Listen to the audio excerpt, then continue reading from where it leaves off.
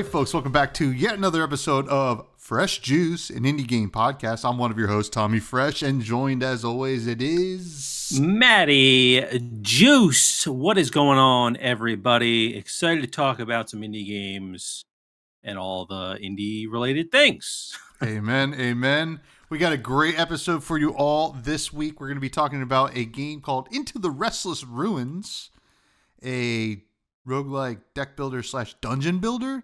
It's very interesting. I'm interested to see what your takes are on it as well, because, you know, we don't talk about how we like these games until we hop on the podcast. So it's going to be fun. We got some news for everybody. And I mean, not news about us, just indie game news. And then we'll have some listener questions, and then we'll say goodbye, of course. But first, what's going on? How was your weekend? Yeah, it was good. You know, it's a long weekend, Memorial Day weekend here in the States. So had today off, Monday, and then also took Friday off because had to go. Maria had to do her glucose test. Ooh. So she basically has to drink like a 50 milliliter bottle of like really sugary kind of syrupy stuff, and then they like test her blood to see if she's got like the diabetes or whatever you get when you're pregnant. So whatever it is, it's just a test. And actually, you know, everyone was kind of saying how terrible it would taste, and obviously I didn't taste it. But she said it kind of just tastes like an orange soda. So sounds good to me. Yeah. I mean, sign me up for a test. Yeah. So yeah, did that. Had off on Friday, which was nice, and then went golfing on Saturday, which was a good time. Went over to the Princeton Country Club, which is not it's not as fancy as you would think it would be with that name, but it was a good course. It just the second half of the course was just covered in water. Yeah. They said there's no drainage over there, so that kind of sucked a little bit, but it was still a good time. Had a good time with the boys, and yeah, just kind of just been doing some stuff around the house lately. Nothing too crazy, but I am very excited for this week. These next 2 weeks are exciting for me personally. I have Elden Ring Night Rain comes out this week. I'm excited about that. We're having friends over on Saturday for a night in Tuscany, which should be good. And then also it's Maria's birthday. And then we got Dune Awakening. We got the Switch 2. We got Summer Game Fest. It's all like coming all together within 2 weeks. It's a lot of stuff, and I'm excited. But literally, I realized that there will be a day next week where I am playing Dune Awakening, playing the Switch 2, and watching Summer Game Fest. And I'm like, oh my God, like, and not working that day too. So it's just like, why? You know, I mean, can life get better than that? I don't know, but I'm certainly excited. Cannot. I will say no. A lot of great gaming moments coming up. PogChamp, as they say. I don't know about that, but yeah, that's very exciting. I had a busy weekend and busy week as well. I think I mentioned I put in my notice at my job, going back to the old job, which I'll start next week. I went to a concert of this band that I'll be recommending at the end of the show, and that was just awesome. And then this weekend we went to a wedding. So we went out to like mainline area, like outside of Philadelphia, Malvern area for a wedding. And we went for the whole weekend. The wedding was on Sunday, so yesterday, when we're recording now. But they had a welcome dinner thing on Saturday, and we went on the Saturday and stayed the whole weekend. It was always going to be a really interesting weekend because, listen, they don't listen to this podcast, and I'm gonna let it fly. I'm gonna let it fly, folks. So this woman who we know, me and my wife know, that it's her friend. We love her. She's awesome. She was getting married to this guy who we've met once at one wedding of the 3 weddings he was invited to. He wasn't really going to the weddings with his fiance, which was weird. Tried to give him a pass. A little strange. There was a lot of drama, and we get there. Saturday night, we hear about all this kind of fun stuff about maybe some girl gave him like a letter like the day before that was in his groomsman, but she was rocking the suit, which is cool. I thought that was pretty awesome. But I guess she gave him like a really heartfelt private letter, which, understandably, I would have ran it by the woman who was going to be the bride first. I think probably. Yeah. So hear about all that, but whatever. The dinner's good. The wife was a little bit of a boozy Susie, which was very fun, and probably the most boozing Susan I've ever seen. Her be, and so I had to take care of her that night and the next morning, which was very, very fun. But the wedding itself, we get there, all this stuff, right? We hear all this stuff the day before, and then we're there at the venue, and we're sitting there, and it's supposed to start at 3:30, and they're not the bridal party's not coming up the aisle, and the priest is kind of looking at his watch. Oh my god! And then he disappears. The priest disappears, just like in smoke. No, not in smoke. He goes away, and like 10 minutes go by, 15 minutes go by, 20 minutes go by, and we're sitting with the maid of honor's husband. And he's like texting her, and he's like, "What's going on?" They're like, "Oh, we're trying to locate somebody." Or it's just like, I'm sitting there. I'm like, "Am I going to witness a runaway groom or bride?" Yeah. I was like, first of all, I was like, yes, story for the podcast. Bucket list. Well, no, think about how it's not a good thing to happen. It definitely is not. But think about how rare of an occurrence that is, right? Yeah. Like. You will meet one person that experienced it, let alone like you will experience it at all. Yeah. And I'm like, I'm gonna get to experience this. This is crazy. Good story for the podcast.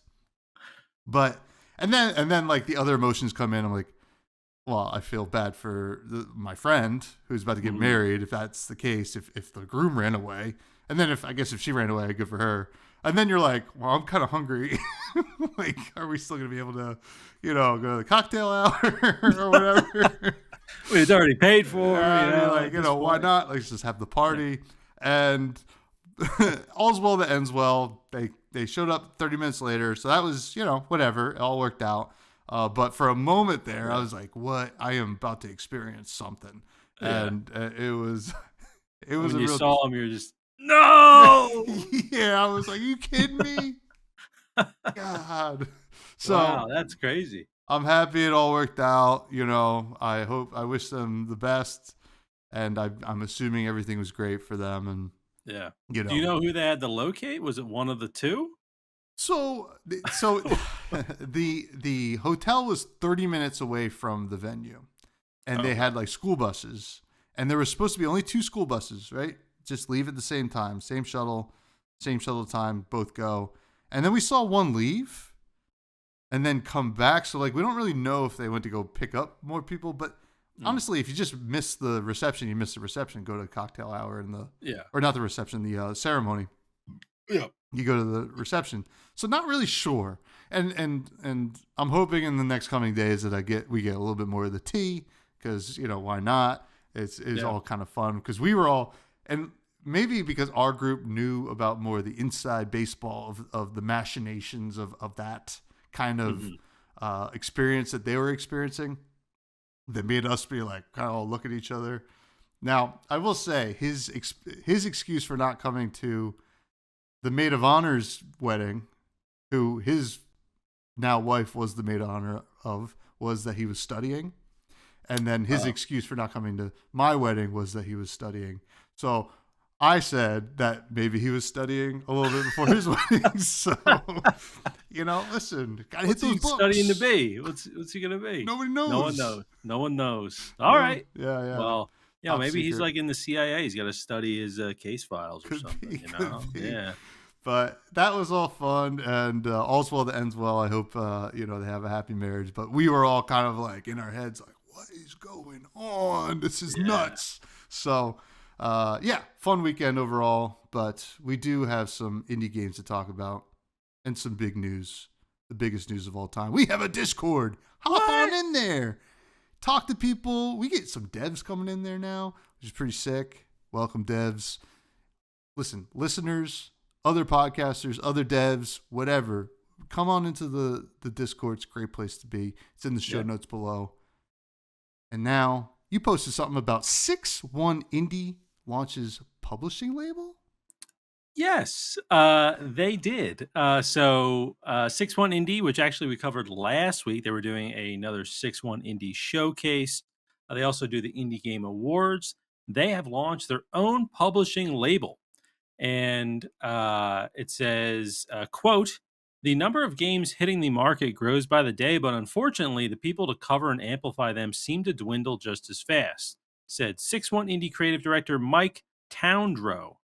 So it says that 6-1 Indie has evolved into an ecosystem that can now offer a unique opportunity to get indies in front of players through fresh, unconventional means.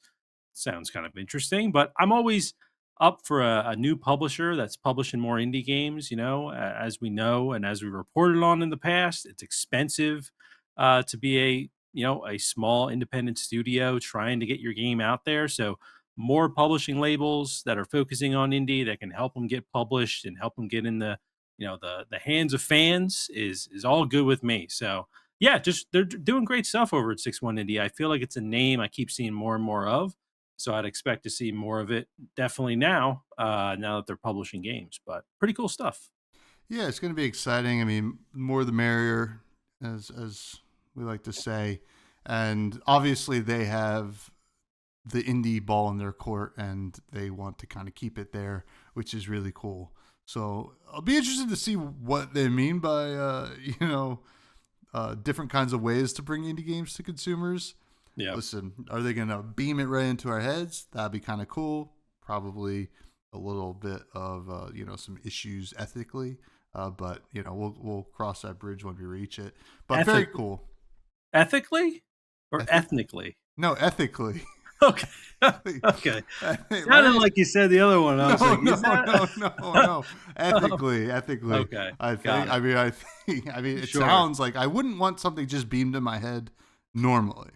True. But yeah, if it was an indie game, I might make a pass.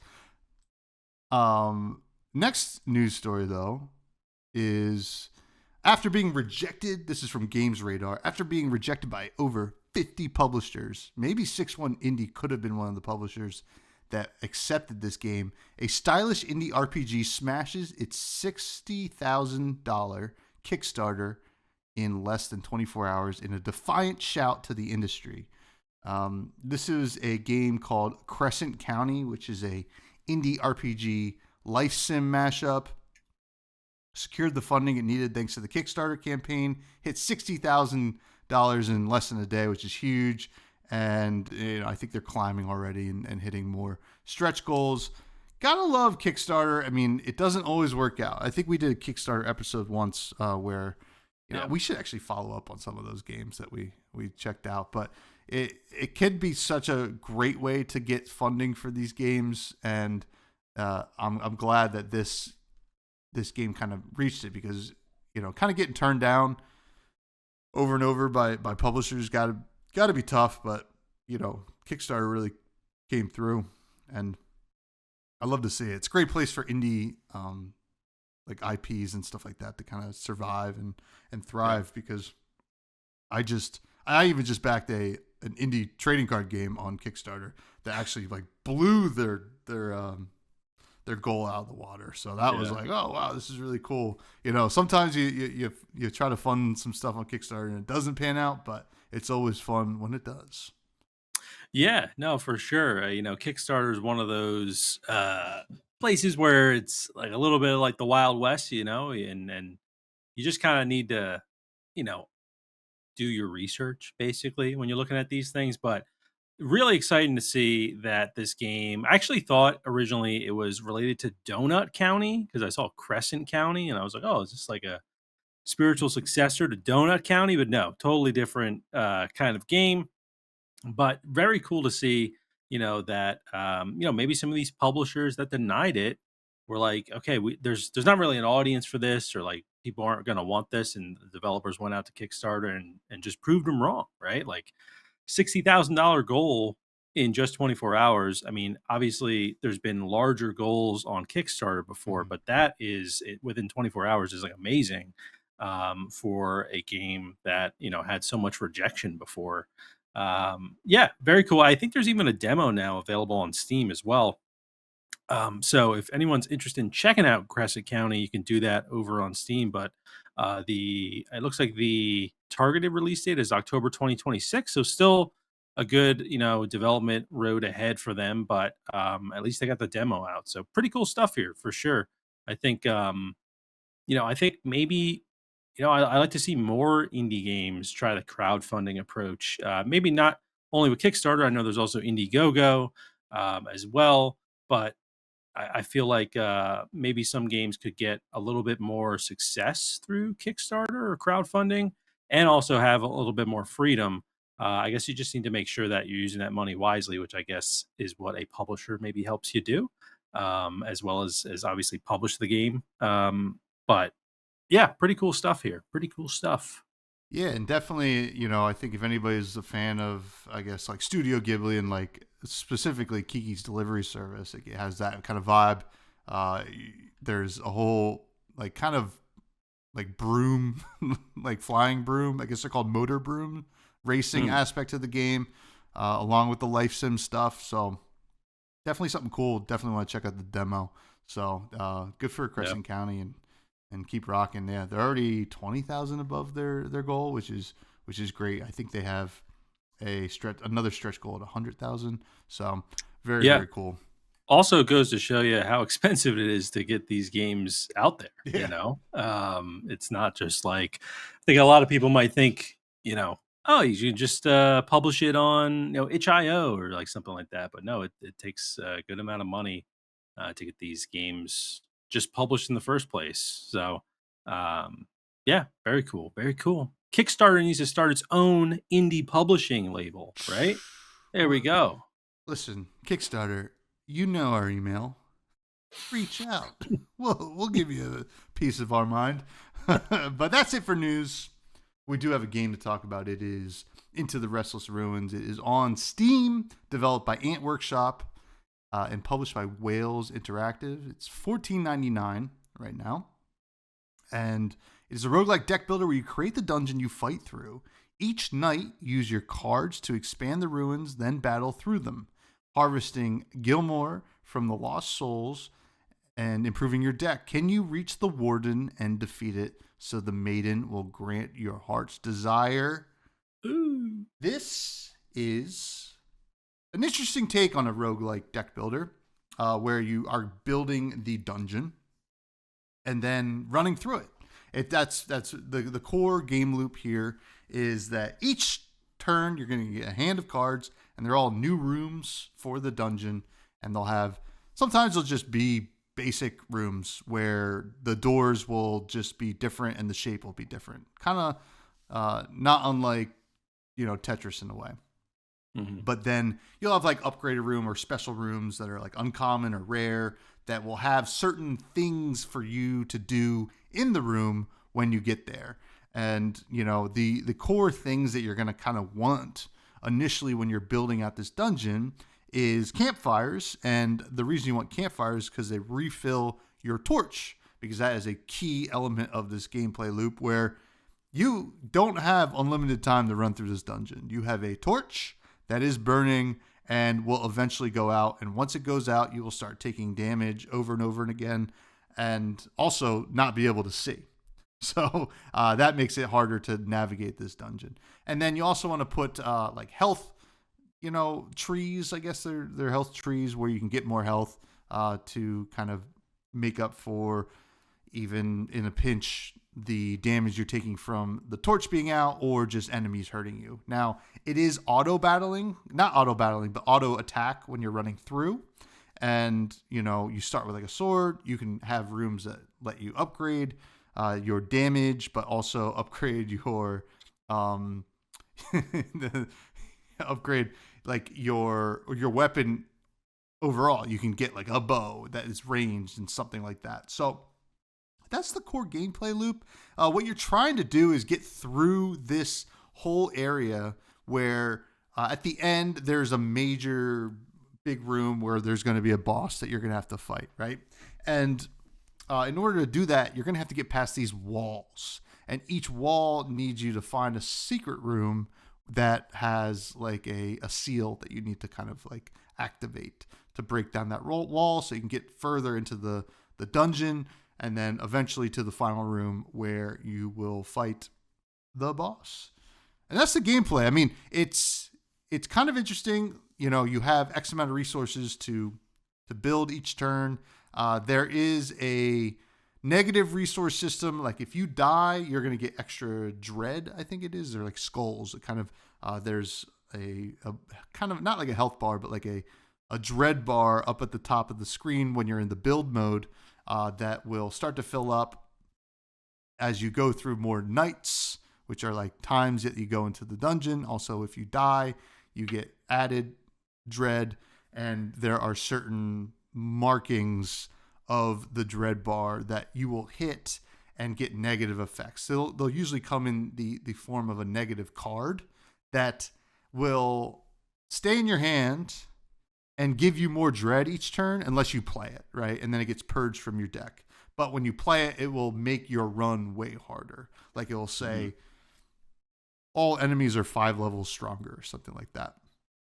Now, you can lose dread by finding a seal, and then you also get like special cards when you do that. So it's kind of a balance back and forth of how you build your dungeon, manage your dread, and then find the seals. The biggest challenge here is remembering where the heck to go. Because once you're in the dungeon, so you build it, and then once you're in, you can't look at a map. At least to my knowledge, unless I was missing that. But yeah. You know, I was thinking the same thing. I was like, I hope there's not a map button here and Tom's not just like, hey, I could just look at the map. Because this whole time I'm playing, I'm trying to remember everything. I think it's part of the difficulty. It's part of the challenge. Because there is a certain kind of room called an observatory where you go in and it'll let you look further or something like that. Now, if we're missing it, well, whatever. We were playing on hard mode. But it becomes very difficult, especially as your dungeon gets more and more intricate as you're going through the different rooms. And I even, right here, I think, I was starting to make a diagram of one of my runs. If anybody could see, I was like, okay, turn here, turn there, because you don't have a lot of time, especially if you didn't get a lot of campfires going. So it is very difficult. Now, in terms of like how the gameplay plays out, it's very simple, I think. I found myself wanting to play it more, but it was not super, like the synergy was not like that of other great deck builders, right? This was kind of straightforward. You kind of just, the real challenge is to memorize where you're going to go and balance it in a way that makes sense with the certain kind of rooms that you build, which is a challenge in itself. I wasn't bored by it, but there can be a monotony to it if you, especially like in the middle of a run before, like because I beat the first dungeon and then I went to the second dungeon way longer, right? Like that run will take you at least an hour, I think, maybe 50 minutes to an hour. And, you know, in between the first like 20 minutes and the last 20 minutes, like it could feel a little like sluggish, but that could also be, you know, me just building things wrong and just not thinking about it. I even had to like build a new path to just like streamline things for my runs. Yeah. So overall, though, in terms of the gameplay, I liked it. I'm interested in playing more of it. It's a interesting concept. I do like the idea of building the dungeon. It kind of reminds me of, you know, creating the obstacles for you like you do in like Loop Hero and games like that. So I enjoyed it, and I just wish the deck building was a little bit more interesting. I know you can upgrade the cards, which are the rooms, which is neat, but and there were some kind of times like, you know, if you play the card or build it you'll draw another card. Like that is cool. Like you start to feel like the deck building elements, but I think that there could be a little bit more synergy in that element of the game. But what'd you think? Yeah, I think I kind of view this game in like two different ways. Like there's like the dungeon building, like the deck building part, and then there's like actually going through the dungeons as your character and going to all the rooms you've built, to try to defeat things or just try to accomplish a few things and then come back to like the exit portal.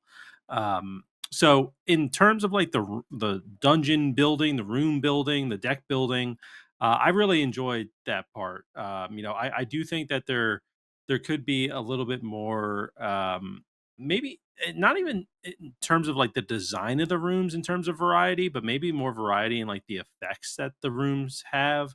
And I know, I'm probably not like super far right into the game. Beat the first boss. I'm also in that second. I made it through most of the second area, but until I got like a good gist of the game, so maybe there's a lot more cards, you end up getting that have more effects, but I almost feel like there were a few times where I didn't use all of my like battle points to place cards down because I just either A didn't have room or B just like I didn't want like those rooms down. They wouldn't help me in any way.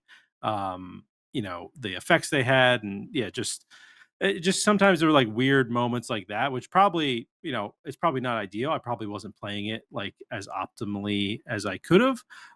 But that I did think that that part of the game was fun though. I enjoyed like building out, the different paths and having to try to remember the direction I was going and then getting into like the actual going through the dungeons. Like, yeah, that was the most challenging part, I'd say, is like remembering where you had to go. I tended to like try to put a lot of like the healing zone or healing trees kind of towards the center so that like I could always kind of go to it if I needed to. Same with like the campfires. I tried to like sort of center them like as I was going up, just so I always kind of had them. But it's still there were still some times where I died because as soon as that light starts, closing in on you, the darkness starts coming in. It's really hard to tell where you're going, and you do get a little confused. One thing where I wish that they kind of evolved a bit more. And again, maybe this happens later in the game, but I really think it should be earlier. Is like I just felt like the combat, since it is just auto attacking, I didn't feel like there was a lot of variety in like what I could do. It basically was just a game of like avoiding the creatures until I could like attack them and just trying to like get around them essentially. And there's like certain rooms you can get where like you can buff your attack speed or your crit chance or your attack range, things like that. I don't know. I feel like I would have liked if the cards had maybe a little bit more synergy with like the character. Like maybe there are some cards you get that aren't room cards that just affect your character, and they say, for this run, you have like an ice storm that circles around you, or like something cool like that, where like it felt, it felt like my character was going through different runs versus like just every run was a different layout of rooms, essentially, if that makes sense. I always felt like the runs that I did, at least, even when I died, my character was just, he was the same one every time. Now there are some cards, like some of those like special kind of cards you can get that are like one-time use, that can affect like your movement speed and like you can get like small effects like that, but I just feel like they didn't happen like often as I wanted them to. So just like that was like just kind of an issue with going through the dungeons. I enjoyed trying to figure out the direction I needed to go and also trying to think about like what's the order of rooms I want to hit that makes the most sense so I get the most like value out of each of my, my rounds. But I just kind of felt like the combat never evolved along with like the rest of the game. So I would just like to see that maybe updated or changed, or maybe again maybe it's something that happens like later in the game, but I'd love for them to introduce it a little bit earlier because that would honestly be the reason I would want to kind of keep coming back. Like I appreciate building the rooms in different ways. I don't know, but there's something cool about like evolving your character as well as you're playing, so that maybe like, oh, I'm gonna do like an ice run this run, or I'm gonna do a fire run, whatever it is, or maybe you're just I'm gonna do a crit chance like build, and it's just going to be like I'm just going to buff crit chance. That was another thing too, is that like some of these training rooms that you get, they give you two options of what you can upgrade. I don't know. It'd be cool if like you could upgrade a little bit more, because you actually do have like when you're in the screen, if you're watching on YouTube or Spotify right now, there's like an info button in the top right. And if you tap that, it shows you a bunch of stats about your character. And I think about like the dungeon you've built. So it'd be kind of cool if like you could like affect your base stats a little bit more than just kind of having, oh, I got like a plus 1% in crit chance, or like that kept happening to me where I'm like, that's not even going to make a difference. So I don't know. Yeah, there's just something weird about the game in that way. But I do think the gameplay overall is like pretty successful. It's just I would like maybe just a little bit more. I don't know if that's too much to ask, but I would just like kind of those things I mentioned to really sell it for me. Yeah, I think that's totally fair. Now, moving to the story, though, it's a roguelike, so there's not going to be a ton, but you do get like some kind of characters to interact with, and that will talk to you, and you'll discover them as you find new rooms, and they're all based on Scottish legends, which is pretty cool. This is kind of based on like Highland lore, which was pretty neat. It doesn't go super in depth, but it's kind of more like, oh, I've heard of that person before, which is kind of neat, and it kind of builds out the vibe of the game and the way that they want it, built out. Is it Mhm. super successful? I don't really know. I don't know if I can really speak to it, because like I'm not that familiar with Scottish legends. I know some, but I don't know all of it. And is it cool? I will say, what I saw was very cool, but was it something that I was like, oh, I'm glad that this is, or like I want to learn more about it? Not particularly, but it was there. And if that's something you're into, I think you probably enjoy it, or be like, it's almost more like Easter eggs, right? You're like, oh yeah, yeah, I've heard of that person. That makes sense that they're here and that they give you this buff. So other than that, though, I can't really say that it was like the the most successful story run, but it's also not a game that I was expecting any. So it's kind of nice that it was there, but it's more just a little bit of world building, which was totally fine. Yep, right there with you. Just kind of like you said, world building. They do when they kind of introduce like new characters to you, they kind of I don't know, they almost give you like a moment to like read about them, because it kind of slowly shows like each sentence like one at a time. So I appreciated that, because as someone who I mentioned before, I skip through a lot of dialogue in games. In this game, I was like, oh, I'll like, because they're presenting it like so slowly to me, it must be important. So I'm gonna just like read about it. And yeah, it was cool like getting introduced to the different characters that give you the different buffs. um but yeah, it's not really like a story driven game. I agree, it didn't really make me want to like learn a lot more, but that's totally fine. I think it's a cool aesthetic for this sort of setting, but yeah, I'm not like super into like the characters or anything like that. Honestly, I don't even know the name, if there's a name for the main character that you're playing as. I don't think that there actually is, but that could be cool if they added something like that into the game. But again, I don't know if that was introduced to us. I might have missed it, but yeah, definitely not a story heavy game. Yeah, certainly not. Now, Yeah. visuals wise, it is pixel art. It looks good for what it is. The character design not the most exciting, but it in general it looks good. It's more of the kind of more impressionist version of like pixel art that you'll see, where you kind of understand what it's supposed to be, but it's a little bit more avant-garde, I guess, if that's the right word I'm looking for. But it It is is. it is but like it looks good. um it's kind of fun to kind of get the perspective change when you finish building the dungeon. You get sucked back into like running the dungeon. That's kind of neat. The environments look neat. They look good. and the kind of the graphics of you running through and placing stuff, and even the torch kind of having this trail behind it and slowly getting darker was a nice touch, and it all looks good. It's like, just a nice looking game. It's not groundbreaking by any means, but it is certainly good. But the enemy design was left a little bit to be desired, even the bosses. But other than that, it was totally fine. It's not a ugly game to look at whatsoever. Yeah, yeah, I'm with you.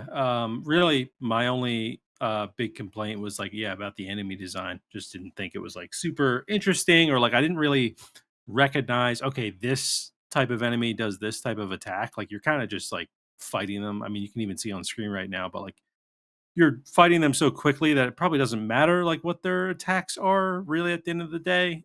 Sometimes it can matter, like if it's a higher level enemy, they'll just have like more health, but would have liked them to have some more interesting attacks from the animation standpoint, and then just like look more interesting as well. I think it's really easy to understand like the dungeon building. I think they did a great job with that, understanding where the doors are that connect, where you're trying to go to. um, they also have this system where before you start building any rooms, there are kind of rooms already established on the map that are fogged over. So you need to use, like Tommy mentioned before, like the observatory will unfog a random room. If you discover that room, obviously it becomes unfogged. So I think that was a nice little touch from like the art standpoint, as well as like they're already giving you things that you need to get to. It's not like you just need to get to the end, and you don't know which one of these rooms will have a something that helps expand the map, which is another cool thing in like the art side of things, that the map continues to expand.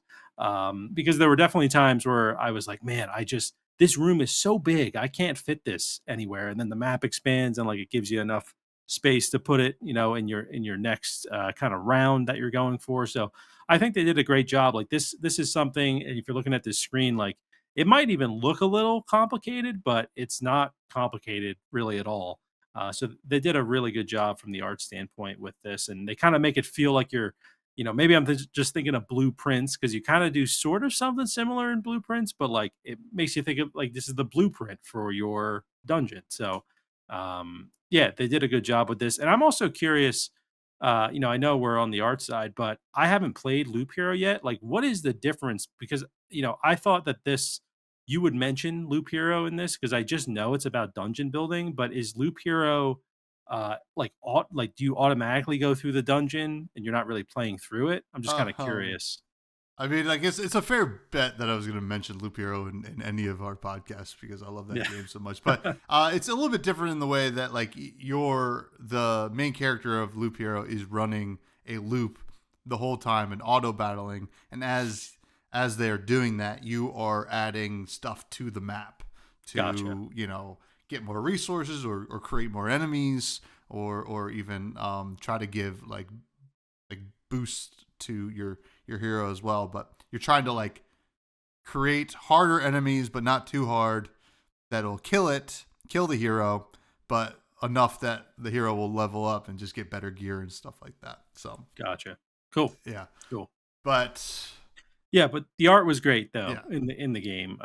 Yeah, really just would prefer improved enemy design, and maybe even just like you know more interesting kind of rooms, I guess. But you're not really spending a lot of time in them, so I guess it doesn't matter how they really look at the end of the day. It just matters like the effects they have. But I don't know, I kind of was hoping that at least some of the fogged over rooms would be like a lot more interesting looking. But sometimes they're just kind of a regular looking room. So that was the only kind of notes I had with the art. yeah, and then we had the sound and the music. Really like 80s vibe here. Yeah, Like, almost like you're watching like Stranger Things or something like that, which is not a bad thing. It is it's a fun soundtrack. Uh I wish there was a little bit more variety of it with it, because as I was playing, I was like, oh, this is really sick. I really like this soundtrack, and then I was like, oh, I mean, it's not really changing much, and didn't really change that much in the second level either. I'm like, okay, but it does sound good. So like, it doesn't really take that away from that, but it is a fun little soundtrack. The sound effects are fine. I did kind of laugh at the boss sound effects because they were like a lot different than, I mean, like, no spoilers, but like a lot different from the rest of the game when you get to them. Almost be like, oh, what the heck was that? But that really sums up my feelings on it. It was like not offensive at all. As a matter of fact, like I was vibing to the music while I was playing. So that is a big plus in my book. Yeah, I'm with you. You got that 80s vibe. I think, yeah, I would have liked to have a little bit more variety as well. Honestly, some of the game when I was playing it on the Steam Deck, I didn't have the volume on because I was at like the doctor's office, so I didn't want to bother people with that. So I might have missed some of the audio for like boss fights. I was trying to remember but I think I might have fought all the bosses that I came across with the sound off. But other than that, I did play it with the sound on, and yeah, kind of got those sort of 80s vibes, which honestly I thought was like, it works with the game, but I just maybe wasn't expecting it because of the aesthetic of the Mm. game. I was thinking maybe it'd be something a little bit, I don't know, maybe like almost not folky, but kind of like kind of have a little bit more like guitar-y vibes or something like Mm-hmm. that. Like kind of I don't know, maybe even Minecrafty-esque where it's like very chill, kind of rather than like super upbeat. But this is a little clip of the audio. We usually don't do this, but we have audio available here. So here's a little clip Let's hear it. of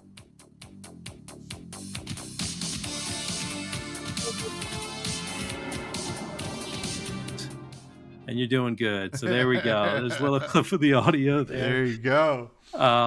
Yeah, so definitely not bad by any means, just kind of different than what I was originally expecting.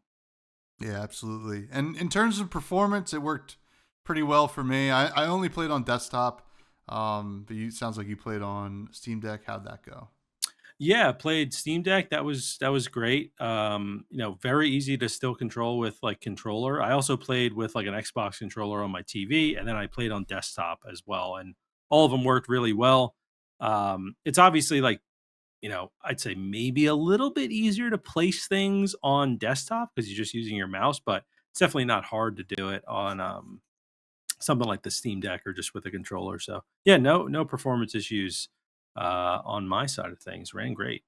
Cool, cool. And that's Yeah. going to bring us to our rating system, which is as follows. Our best games, our S tier games, our certified fresh juice, our Balatros of the world, Preserve, Norp Apolog. Steals are games that are quite good. We recommend them. They're not the greatest, but they're very good. These are games like Ballionaire, Crypt Custodian, The Cub. And then after that, we have On Sale. These are games that have their merits but aren't perfect. Maybe you want to pick them up on sale. These are games like Wizard with a Gun or Hellskate. And then after that, we have Manager Special. These are games that maybe if there's free to play, check it out, or on a deep discount or something like that. We don't see a lot of positive, but we can see how someone would. And then finally, games that we don't think anybody should play is Spoiled Milk. We don't get a lot of those, but they do pop up from time to time. Matthew, what are you going to give Into the Restless Ruins?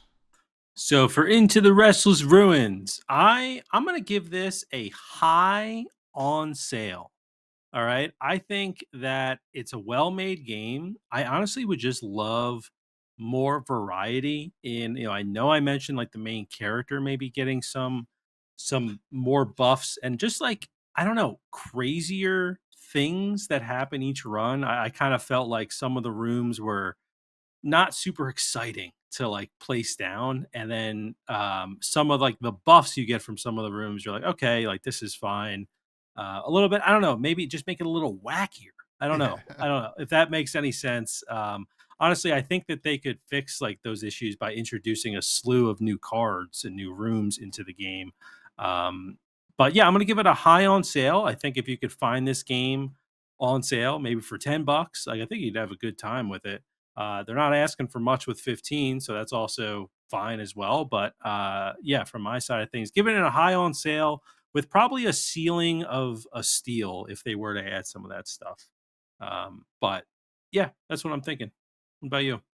Funny enough, I'm right there with you with the high on sale. I was teetering on the low steel, but there is a certain kind of repetitiveness to it that you get out of roguelikes that I'm not fully sold on. I'd like to play some more, but from what I played, I would give it like a high on sale. I do agree, probably some more variety would be nice. When you get upgrades throughout your run, you get more cards to add to your deck, but like, why not some buffs for the run or something like that? Now, I understand the runs are really quick because you only have so much torch, but I still think there's some more you could do there. And it's still a clean game, and, definitely would recommend fans of the genre to check it out because it can be like a good little time. And I found myself getting sucked in, especially when I was like doing that hour run on the second dungeon. I was like really trying to figure out what I could do. Like the true challenge of the game is probably enough to get people to play it anyway, of like building out a dungeon and then remembering where the fuck to go. Yeah. So like Yeah. like that is the probably the best part about the game. But hey, it was fun. It was. It was fun. But check out next week. We're going to be doing probably some demos, and then probably a little bit bigger of a game in 2 weeks. But we're excited to do it. I think Sliding Hero has a demo, and then we might do one more. But we do have listener questions from the Juice Heads in the Juice Head Discord, which is in the show notes below. The first one comes from K Moore. Excuse me. What certified fresh juice world would you enjoy living in? And what spoiled milk world would you hate living in the most? I gotta look at the... Yeah, I'm going to look at our certified fresh juice. The Norp Apolog, I'll live there. Halls of Torment sounds like a good place to live. No, I think, what world wouldn't mind living in? Probably like Preserve. A game where I'm not going to die, hopefully. Yeah, probably that, I would just say. And then, a spoiled milk. I mean, I don't think I've given many out. Like, oh dear. I don't know. I think is a spoiled milk for me. I'll just choose that one. But I don't know. Animal Well could be cool to live in as well if I was like one of the creatures there. But if I'm just thinking of like me as a person, I'll just go with like Preserve, and I'll just try to survive in the wilderness if I can. Cool. So, yeah. What about you, Tom? For me, I think Mudbourne I would want to live in, just like a little chill frog land. That seemed kind of cool. Haunty, like, although it is like the afterlife or whatever, did also feel kind of whimsical and nice. Preserve, very relaxing, but also like there were like tigers and stuff like that. So like probably not the safest. True. Mudbourne feels like the safest. Starvaders would be cool, like to kind of like control like some mechs and stuff like that. And I guess North Babylog. I like Balatro, I live that world anyway. So yeah. And in terms of spoiled milk, I gotta take a look at what I've given spoiled milk. Let's take a look. I've only given 4 spoiled milks. Which one would I not want to live in? I don't even really remember Anima Flux that much. That was the Metroidvania. Oh, that was a big discrepancy because you gave it on sale. That was 2 whole ratings. Yeah. I felt like I remember that one. I felt like it was an affront on Metroidvanias, but maybe that was just me. Beyond Citadel would not be fun to live in. I don't think it's just not my vibe. But and I guess Dungeon Minesweeper, I guess wouldn't. I mean, I thought that one could be kind of fun actually. Let's be honest, like living in a dungeon that was Minesweeper. I mean, it sucked to die, but I think you got the odds were against you anyway. So yeah. So yeah, good question though. Good question. What is the next one? Let's take a look. It's from Capolo. Capolo, the question bot himself. What's a game that you are not able to finish that you would like to have finished? Oh man, there's probably a lot of games on the list. I'm real bad with finishing games. To be honest, probably I mean, Bloodborne is a game I technically never finished. I was on the last boss or the second to last boss, and I don't know, something else came out. And now if I went back into it, that's why I've been kind of waiting for a PC release for that game because it'd be great to just get into it, from the start, but like on PC versus like trying to play it, I guess, on my PS5 if it's even working on there. So probably Bloodborne is one because I'm such a big Souls fan, and Bloodborne is like one of the best in the series that I just feels weird that I haven't completed it, but I really just don't want to go back and like try to remember, how to play, and then I'll be on like the second to last boss and just keep getting my ass kicked, or just having to restart the game. I might as well wait to see if they like remaster it or something. But I'm gonna go with Bloodborne.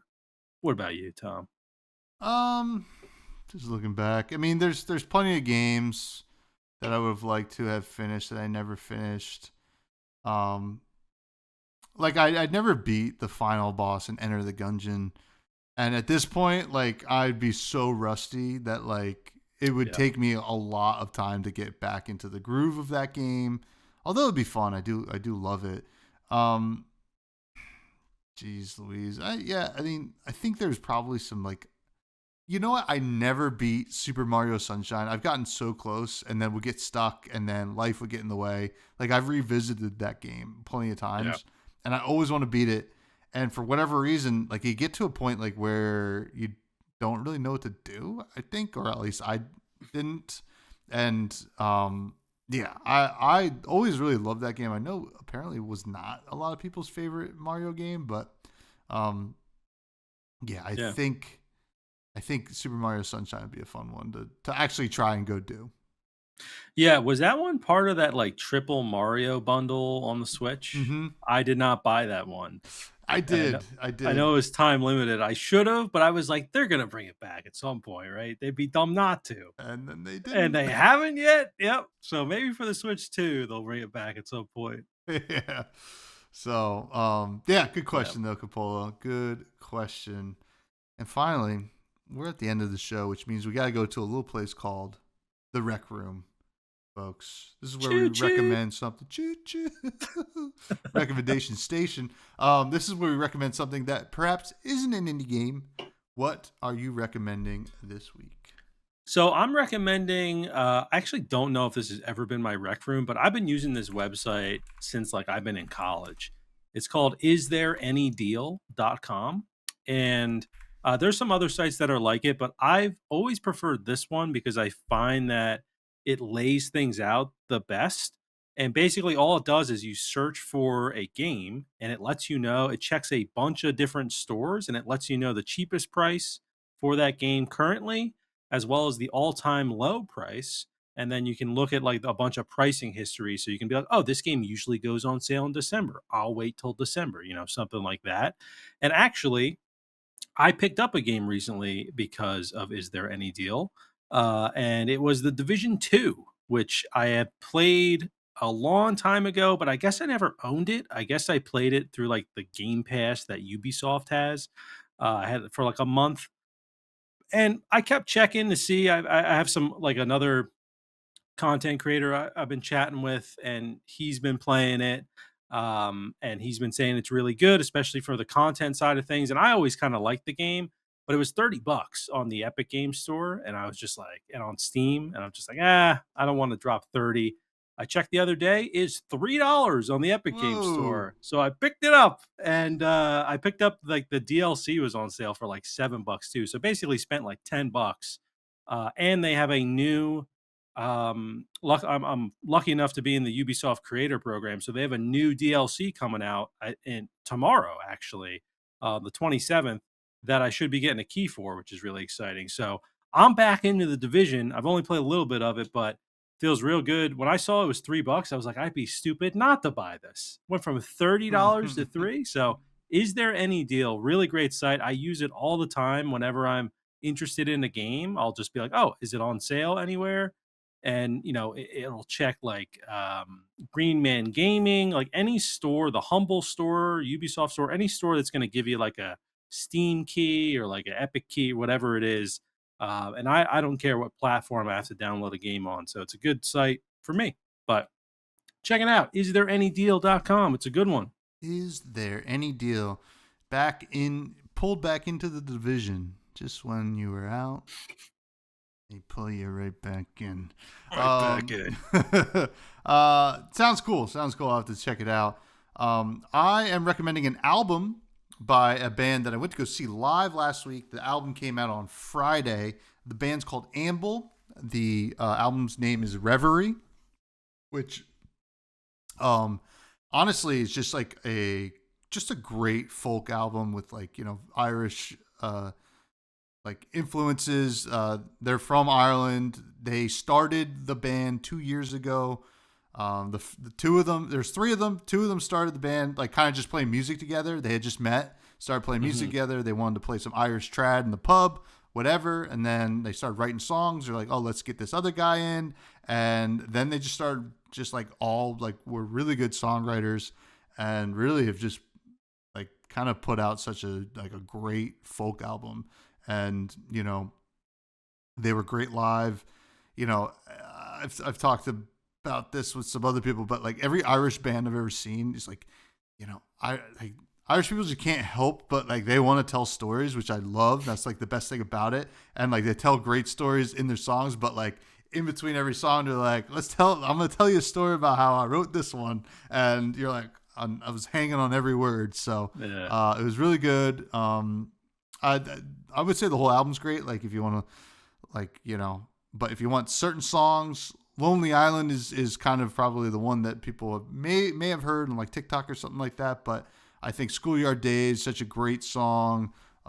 Gemini, Ode to John. I mean, there's so many great songs on the album. So I think the whole thing is a banger. So Reverie by Amble. There you go. Look at that. Look at that. That's this has absolutely nothing to do with what we were talking about, but you said the word Gemini and it made me remember something just for the end of the episode here. I don't know if there's a joke here, folks. So anyone out there who's good at writing jokes, maybe take this, as the source. But we all know Gemini is like Google's AI, right? Like Gemini. I know Gemini that now. Gemini is like ChatGPT, but Google made it. I thought Google was ChatGPT. No, that's Microsoft. Okay, Microsoft gotcha, bought. gotcha. Yeah. But Google's, Gemini is an AI, and AI, Allen Iverson, is a Gemini. And we're in Gemini season right now. I looked that up the other day, and I was like, "There's a connection here that no one's seen." So, I don't know if it could be a joke or probably just like a meme somewhere on TikTok. It's totally possible that that's why they named it Gemini. It could be, but I don't. Because when I think of AI, I always think Allen Iverson. I mean, maybe this is something that has, so do I, but maybe this is something that has already been discussed. But I haven't seen anyone mention it. So I just want to put it out there. It's out there. So there's some connection. Yeah. There could be. But hey, listen, it's been another great episode. I've been one of your hosts, Tommy Fresh. You can find me on all socials at Fresh Buds Pod, and mostly on Blue Sky these days. I'll check Twitter every once in a while, but Blue Sky is where it's happening. I have another podcast called Fresh and Buds. It is popping over there. We got great guests. This week, I'll be reviewing every card from the new set from Flesh and Blood, the trading card game called High Seas. It's pirate themed. There's a necromancer, very cool. So I'll be talking for 5 hours. If you thought, golly, I wanted 4 more hours of Tommy, that's where you're gonna get it, brother. So check that out.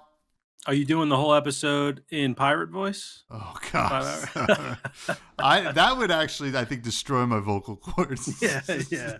And I don't know how to take care of them in general, but holy moly, that would be fun though. It would be fun. It would be like a nice little farewell. This is the last podcast you're ever getting. Check that out. You can find us on all socials at Fresh Juice Pod. Matthew, where can people find you? Find me at Matty Gorm, Gorm, on all the socials. Big One's Human stuff just came out. I've been playing a lot of that, making some videos on it. We got Dune Awakening around the corner. I'm playing The Division. There's a lot of content. I don't have enough time. I want to play more games. But yeah, so check me out. YouTube, Twitch. I've been going live. Started going live on TikTok as well, which has been fun. Got some people in there. And yeah, I'm on Twitter, all that sort of stuff. So check me out if you haven't already. Tommy, another good one. Another juicy one for the books. Stay